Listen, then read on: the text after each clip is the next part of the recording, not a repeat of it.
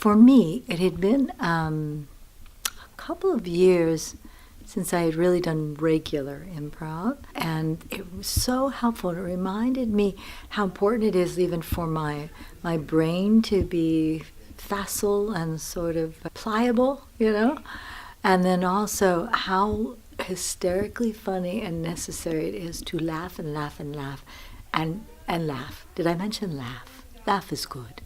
Laugh good. I would recommend Adam's Playground because he's very kind. Shh, don't tell him I said that.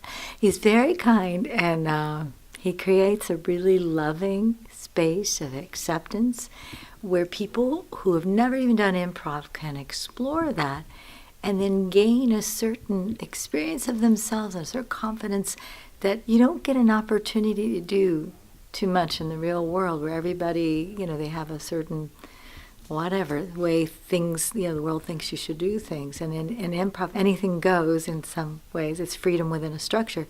And Adam helps reinforce that by holding a really nice container and structure. It's a way that you can just go into these absurd, uncharted territory and then have new experience of who you are in and amongst other people. And that's what Adam does really well, is meets people where they live.